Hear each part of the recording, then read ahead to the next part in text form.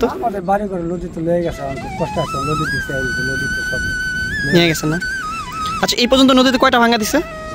আমাদের অনেক ভাঙা দিছে, ওরা গোড়া 10-15 বার ভাঙছে আমরা। 10?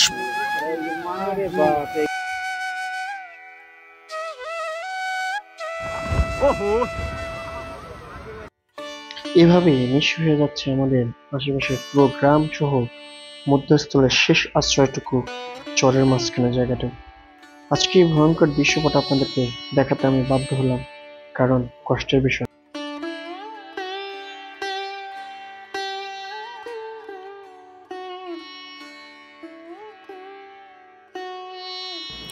কারণ আমরা ভালো নেই। সৈয়দপুর জাজিরা থানার পদ্মা সেতুর কাছে আমাদের প্রতিটা মানুষের রাত যেন জাগ্রত, ঘুমাতে পারে না কেউই। ভয়ঙ্কর এইভাবে সারিবদ্ধভাবে নদী ভাঙন দেখা ছাড়া দুই চোখ দিয়ে কিছুই যেন করার নেই আমাদের। চোখের সামনে বিলীন হয়ে যাচ্ছে প্রতিটা বাড়িঘর, যেখানে স্বপ্ন বোনা ছিল হাজার হাজার মানুষের, পুরোটা পরিবারের, ছেলে সন্তান, মা বাবা, ভাই বোন সবারই। তা যেন এখন এক পলকেই শেষ হয়ে যাচ্ছে নদীর বুকে। আমার বাড়িতে মনে করেন কোনো পথের গাছ টান ছিল না, যে পথের গাছ নাই। একটা আম গাছে মনে করেন বছর 2বার আম হইতো। ও মাই গড।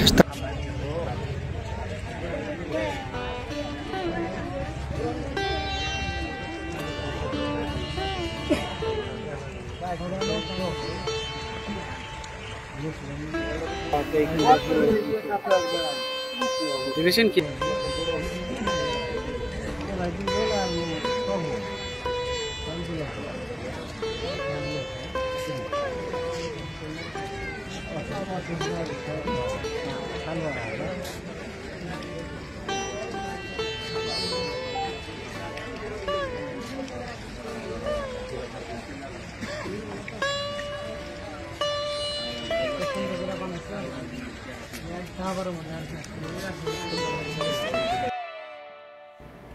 মধ্যবিত্তের প্রতিটা ফ্যামিলির যেন চোখে মুখে অন্ধকার, কালো এক ছায়া। নদীর এই বুকে দেখতেই পাচ্ছেন অচির এক চেনায় হারিয়ে যাওয়া কষ্ট নিয়ে তাকিয়ে ছাড়া আর যেন আমাদের কোনো উপায় নেই। আজকে ভয়ঙ্কর দৃশ্য আপনাদেরকে মাঝে শেয়ার করব, কষ্টের কিছু কথা শেয়ার করব। যে যেখান থেকে আছেন অবশ্যই ভিডিওটা দেখবেন। এই লোকটা হচ্ছে সর্বোচ্চ সব হারায় গেছে, নদীতে সব নিয়ে নিয়েছে তার। তো তিনি হচ্ছে নদীর পাড়ে আইসা দেখতেই পাচ্ছেন কিভাবে তার, কি বলবো আমি, আসলে হতভঙ্গ। প্রত্যেকটা মানুষের স্বপ্নে এইভাবেই নদীর সাথে মিশে গেছে। তাদের আবেগ, তাদের কষ্ট আসলে ভাষায় প্রকাশ করা যায় না। তাদের জীবনটা কত কঠিনভাবে কাটতেছে বর্তমানে, কারণ তিলে তিলে গড়া সব স্বপ্নগুলাই নদীর পানির স্রোতের সাথে চলে গেছে। আশা করি সবাই তাদের জন্য দোয়া করবেন। পড়ে যাওনি, আমি তাদের শুট নিতেছি, এখানে ভয় পাইতেছি কারণ ভাঙতেছি এখানে। তো সবাই দোয়া করেন তাদের জন্য যে আল্লাহ তাআলা তাদের এই কি বলে এই নদী ভাঙার থেকে রক্ষা করে। পদ্মা সেতুর সাথে যেই বাড়িগুলো আছে, পদ্মা সেতুর এই পার দেখেন, এটা হচ্ছে চরের মধ্যে আমি আছি। এখানে যে বাড়িগুলো ছিল তার বাড়িটা শেষ, সব শেষ, তার সব নিয়ে গেছে। তো আমি এই বাড়িটার বিকেলে, পরন্ত বিকেলে আছে। তো এই কাকার সাথে আমি একটু কথা বলি। কাকা ভালো আছেন? তো এখানে খুব কষ্ট নিয়ে দাঁড়া হয়েছেন, কি হয়েছে বলেন তো? আমাদের বাড়ি করে নদীতে লেগে গেছে, খুব কষ্ট আছে, নদীতে সব নিয়ে গেছে না? আচ্ছা, এই পর্যন্ত নদীতে কয়টা ভাঙা দিছে? আমাদের অনেক ভাঙা দিছে, ওরা গোড়া 10-15 বার ভাঙছে আমরা। 10-15 বার? 10-15 বার ভাঙা নিয়ে গেছে আপনার? তো লাস্টে তো আইছিলাম যে বলে পদ্মা সেতু হয়েছে, আমরা ভাঙবো না। হ্যাঁ হ্যাঁ হ্যাঁ। কিন্তু পদ্মা সেতু হওয়ার পর এখন আল্লাহ পাক লয়ে গেল, আর করার কিছু নাই। খুব কষ্ট লাগে না? খুব কষ্ট আছে। এইখানে আসলেন কতদিন যাবত? এই পদ্মা সেতুর যখন কাজ শুরু হয়েছে, যেখানে এখানে চর, এখানে আসলাম প্রায় 10-11 বছর। 10-11 বছর, কিন্তু এই বছর সবচেয়ে বেশি ভাঙতেছে না? খুব কষ্ট লাগে না? এই জন্য খুব মন খারাপ। কি নদীতে নিয়ে গেছে বাড়ি করে খেতে, মন খারাপ করে এখানে দাঁড়ায় আছেন। আসলে আল্লাহ যা করে ভালোর জন্যই করে। আমাদের ভুলের কারণে এত কিছু হচ্ছে আমরা মনে করি। এরকম এই যে আরো অনেক মানুষের বাড়ি ঘর নিয়ে গেছে না চরে? অনেক বাড়ি ঘর লেগেছে, অনেক। আমার বাড়িতে মনে করেন কোনো পথের গাছ টান ছিল না, যে পথের গাছ নাই। একটা আম গাছে মনে করেন বছর 2বার আম হইতো। ও মাই গড। তারপর সব নদীতে লয়ে গেছে, কিছু করার নাই। এই কি কষ্ট করে একলা লাগাইছেন, সুন্দর করে সাজাইছেন? সুন্দর করে লাগাইছি গাছ করে। এমন কোনো গাছ ছিল না, সব গাছে ছিল আপনার সব কাছে? পথে গাছ ছিল, কোনো পথে গাছ বাদ ছিল না। ও মাই গড। নদীর ভাঙার কাছে কিছু থাকে না। ওই যে সবসময় একটা কথা বলি কি জানেন, যে আগুনে পড়ে গেলে ভিটামাটি থাকে, আর নদীতে নিয়ে গেলে সর্বস্ব নিয়ে যায়। সর্বস্ব। আসলে তাদের জীবন কথা আসলে আপনাদের কি বলবো, হারিয়ে যাওয়া কষ্টগুলো বুকে আবেগ নিয়ে এখন বাজে মেবি 5টা বা 5:30 এরকম বাজে, আমি তার বগলে আসলাম, দেখি এইভাবে দাঁড়ায় আছে। আমি ওইদিকে ভিডিও কভার করে আসলাম, মানে আপনাদের গল্প শুনে আসলাম, বাস্তবতা কিছু গল্প, কিন্তু এইখানে আরেক বাস্তবতা, এরকম প্রত্যেকটা মানুষের বাস্তবতা আছে। এইভাবে বিলীন হয়ে গেছে। কীভাবে বিলীন হয়ে গেছে আমি বাড়িগুলো আপনাদের একটু দেখানোর চেষ্টা করবো ইনশাল্লাহ, যাতে করে সবাই আমাদের জন্য দোয়া করতে পারেন। কাকা, আপনি সবার কাছে দোয়া চান, আল্লাহ তাআলা যেন আপনাদের ধৈর্য দেয়। সবার জন্য আমরা দোয়া আছে, আমার জন্য দোয়া করেন, আল্লাহ আমাকে দিন আবারও পূর্ণ ফিরে দেয়। আর চোরে যারা ভাঙ্গা নিয়ে যায় তাদেরকে আল্লাহ ভালো রাখে না। আল্লাহ ভালো রাখে। ধন্যবাদ। আপনার নাম কি কাকা? আমার নাম হলো সুবহান আল্লাহ। ও আপনার আচ্ছা আচ্ছা। এখন বাড়িঘর নিয়ে রাখছেন কি আপাতত? আমাদের তো বার আছে, ওপর আছে না? এখন বর্তমান থাকতেছেন কি তাবু দিয়া? হ্যাঁ হ্যাঁ হ্যাঁ, তাবু দিয়া থাকতেছেন না? ও আচ্ছা। আসলে দিনমজুরির প্রত্যেকটা মানুষের জীবনযাত্রা আসলে খুব কঠিন। দিন আনে দিন খায়, তাদের আসলে অর্থবিত্ত বলতে তাদের হচ্ছে জীবিকার শক্তি। দিন যেদিন আনে যেদিন তার 500 টাকা ইনকাম করে ওই দিয়ে সংসার চলে। হ্যাঁ হ্যাঁ। আমি গাড়ি চালাই, অটো ভ্যান। আহারে, অটো ভ্যান চালাই। এখন কিছু করার নাই তো, এখন ওই আপনি গাড়ি করে চালাই চালাইতেছে না? ও আচ্ছা। সংসারে কয়জন মানুষ আছে আপনাদের? আমাদের সংসার মানুষ হলো 6 জন। 6 জন না? আহারে। 2 ছেলে 2 মেয়ে, আমরা 2 জন। তো আসলে খারাপ লাগলো, দেখেন তার বয়স হয়ে গেছে, এই সময় সে এরকম একটা ধাক্কা খাইবো, এই বাড়িটা এইভাবে নিয়ে যাইবো। দেখেন আসলেই তার ওই সাইডে মানে এরকম কোনো জিনিস নেই যে না আছে এই বাড়িটায়। আমি গাছগাছালির ব্যাপারটা যেটা বললো সে দেখায়, দেখেন আমার খুব কষ্ট লাগছে, জানেন খুব কষ্ট লাগছে। আমিও নদী ভাঙার মানুষ, আমি আপনাদের মাঝে, হ্যাঁ আমি একজন কাজ করি, ডিজিটাল কন্টেন্ট ক্রিয়েটর, জার্নালিস্ট। আমি কিন্তু মানুষ, রক্ত মাংস করা মানুষ, আমারও কিন্তু খারাপ লাগা আছে, আমারও পরিবার আছে, আমারও ফ্যামিলি আছে। তা আমরা নদীর পাশে থাইকে আসলে নদীর সাথে যুদ্ধ করা আমাদের মতো মধ্যবিত্ত ফ্যামিলির খুব কষ্টের। কারণ আমাদের এই জমি যদি ভেঙে নেওয়া যায়, দিন শেষে আরেক জায়গায় 50 লাখ টাকা রাখবো, সেই শক্তি কিন্তু আমাদের না নেই। না না আসতে বলেন না, নাই। তো সেক্ষেত্রে এই যে তার বাড়িটা এইভাবে নিয়ে গেছে, এই যে হচ্ছে তার বাড়ির পাশে এইভাবে আবেগ নিয়ে দাঁড়ায় আছে, সব হারায়। সর্বসাধারণ মানুষ কখন কোন টাইমে চিন্তা করেন আপনি, যে আমি সব হারায় যখন মানুষ হতভঙ্গ হয়ে যায়, সব ছেড়ে দিচ্ছে সেই ক্ষেত্রে। তো সবাই আজকে আমার সাথে লোক আসছে, আমার সাথে আরও টিম আসছে। তো আপনার জন্য দোয়া রইল, ইনশাল্লাহ সবসময় দোয়া করবেন আমাদের জন্য ইনশাল্লাহ। আপনি দোয়া করেন সবাই, ইনশাল্লাহ আসবো, আপনার সাথে দেখা করবে ইনশাল্লাহ। আপনার প্রতি ভালোবাসা রইল, সবাই তার জন্য দোয়া করবেন, আর যে যেখান থেকে পারেন তার জন্য দোয়া করে সাহায্য করবেন। এই প্রত্যাশা রেখে পরবর্তী ভিডিও দেখানোর জন্য ধন্যবাদ কাকা, আল্লাহ হাফেজ। ওই যে একটা গাছ রয়েছে, ওই একটা নারকেল গাছ রয়েছে, ওইটাই না?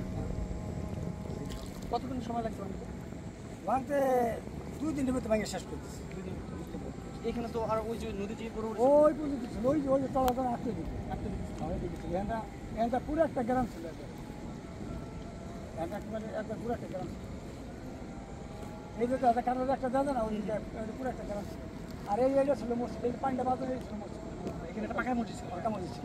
এই পাকা মসজিদ পানি নিচে আছে, হ্যাঁ ওই যে পানি পাবে মসজিদ দিয়ে যাবে। হ্যাঁ এই যে পানি আসছে এই বছর, এই যে কারোর একটা এখন ধরেন গত বছর এই টাইমে আমি আমার ঘরে শোয়া আসলাম, আমার এই হাঁটতেছি, এই মসজিদে নামাজ হতেছে, আর আজকে এই টাইমে আমি একা এখানে দাঁড়া রয়েছি। কি বাস্তবতা কত কঠিন। মসজিদের পিলারটা এদিকে আছে, এই যে বাড়ি দেখেন সব আছে, কিন্তু আজকে দেখেন শুধু একটা নারকেল গাছ দাঁড়া হয়েছে তার ভিতরে, আপনি এভাবে দেখা দিতেছে। এটাই তো বাস্তবতা ভাই।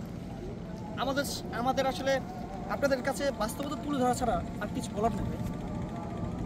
কারণ আমরা এখন অসহায়, অনেকটা অসহায়, যেটা আপনাদেরকে বুঝাতে পারবো না। দোয়া করি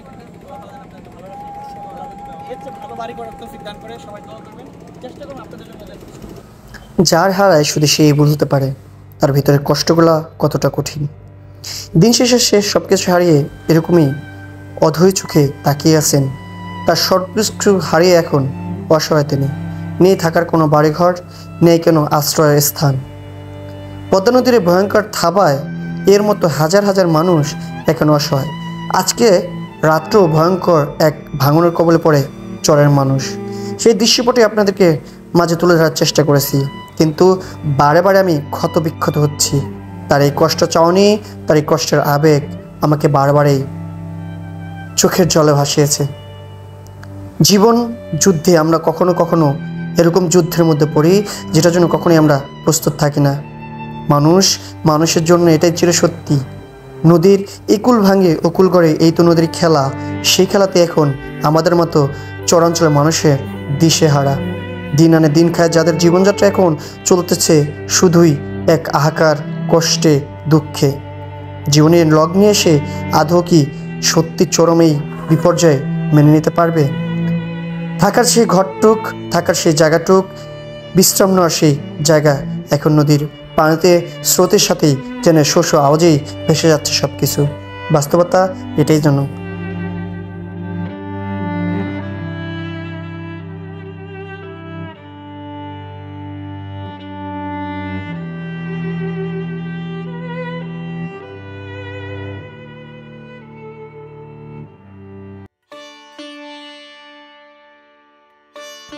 চোখের সামনে যেন ভয়ঙ্কর এক অন্ধকারে হারিয়ে গেছি, এরকমটাই বলতেছিলেন বারবারে। ক্যামেরার বাইরেও তার সাথে আমার অনেক কথা হলো। যে চরটা আপনাকে দেখতেছেন এখন এই মুহূর্তে, এই চরটা ছিল সুমসাম, মানুষে ভরপুর এবং পুরোটাই যেন খোলা আকাশের নিচে এক টুকরো ফুলের মতো সাজানো পুরা গ্রাম। সে গ্রাম এখন গ্রাম নাই, যেন ভয়ঙ্কর ভাঙন স্তব্ধে পরিণত হয়েছে। কেউ রাতের অন্ধকারে আছেন বিদ্যুৎ ছাড়া, অনেকে নেটওয়ার্কের সমস্যা, অনেকে রাতে জেগে থাকেন এখনই কি নিয়ে যাবে আমাদের সেই বাড়িঘর। সেই কথায় বলতে বলতে অনেকখানি গল্প হলো তার সাথে। শুনতেই অবাক লাগলো তার শেষ কষ্টের কয়েকটি কথা। আমি কি শেষ পর্যন্ত মৃত্যুর কোলে ঢলে পড়ার আগ পর্যন্ত কি আর বাড়িঘর করতে পারবো, আর এই স্বপ্নের বাড়িঘর সাজাতে পারবো, সব কিছুতে ভরপুর থাকা সেই স্বপ্ন কি আবার পূরণ করতে পারবো? আদৌ কি আমার দ্বারা সম্ভব? কিভাবে সম্ভব? সেই কথাই বারবার বলে যাচ্ছিলেন এই বাড়িটার গল্পের স্মৃতির সাথে থাকা তার 10 বছরের গল্প কাহিনী। চলেন এবার একটু দেখে আসি ভয়ঙ্কর সেই ভাঙরের দৃশ্যপট আপনাদেরকে দেখাই, যেটার মধ্যে আমরা এখন ভয়ঙ্কর আতঙ্কে জীবন পার করতেছি। সেই দৃশ্যগুলো এখন আপনাদের সরাসরি দেখাই। তারপর পরবর্তী ভিডিও দেখার জন্য আমন্ত্রণ জানাচ্ছি আপনাদের সবাইকে। আশা করি যে যেখান থেকে আমাকে দেখতেছেন একটু হলেও ভালো লাগলে সাবস্ক্রাইব করবেন, আমাদের জন্য দোয়া করবেন, যেন আমরা এই ভয়ঙ্কর তাণ্ডব থেকে আমরা একটু হলেও রক্ষা পাই।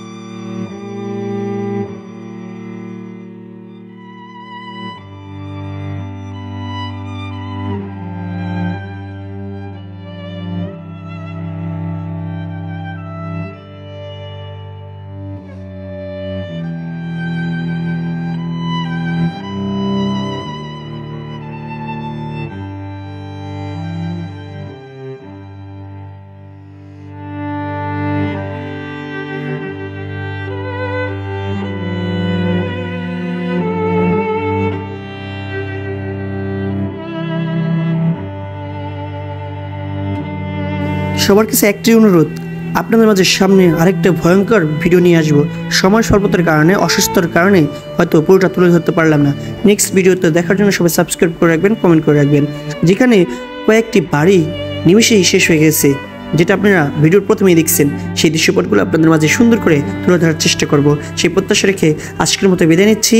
সে ভালো থাকবেন, সাবস্ক্রাইব করবেন, কমেন্ট করবেন, দোয়া করবেন। আসসালামু আলাইকুম।